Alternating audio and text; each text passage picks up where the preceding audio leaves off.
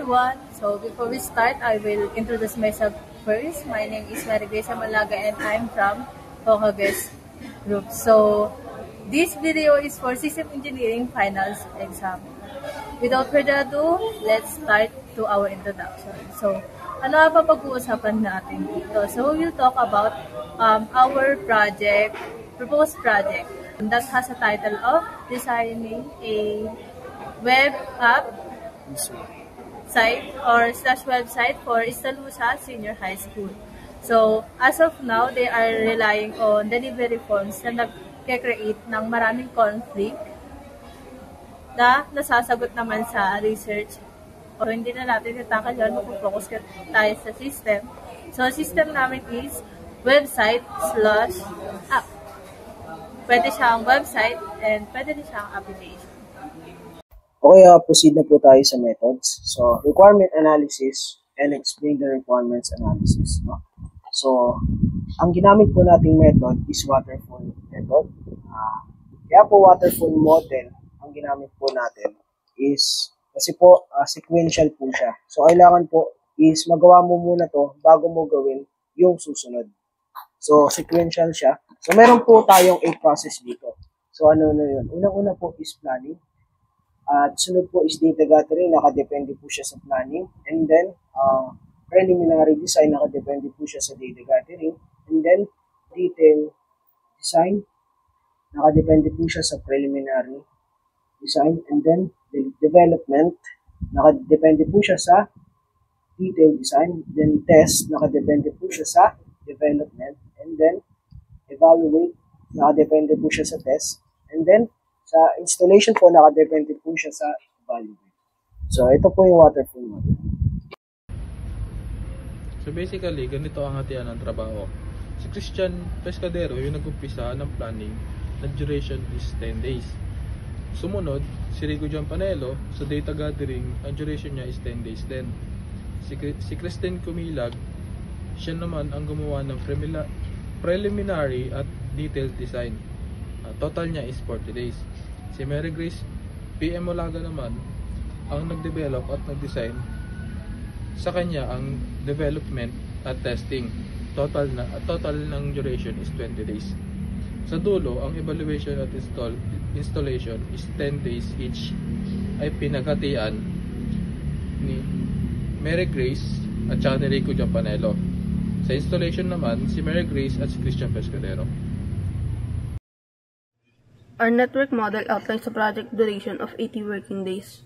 Following a strict critical path from planning to installation, this critical path includes all major phases: data gathering, preliminary and detailed design, development, testing, evaluation, and installation, with zero slack at any stage. This means any delay in this task will directly impact our final completion date, requiring careful monitoring to stay on schedule. So for the flowchart, the system flows begins with the user login and validation, proceeding to the dashboard for add item and to save database functions, followed by search item to display results, and concluding with the option to generate report and export to Excel or PDF. So for the context diagram, the diagram clearly defines the scope of our inventory system at Santa Lucia Senior High School and identify its 3 main external users: the school head, the admin assistant, and the library staff. It highlights the secure login password access is the mandatory initial interaction for everyone. So for the data flow diagram, the system involves the 3 primary external entities: the school head, the admin assistant, and the library staff, all requiring a login password to access the system.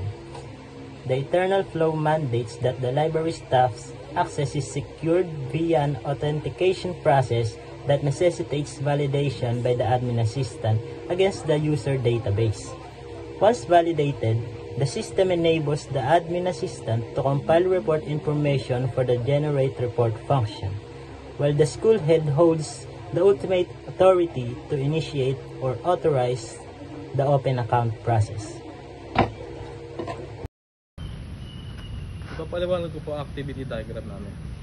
Sa input, i-open po ng admin yung application.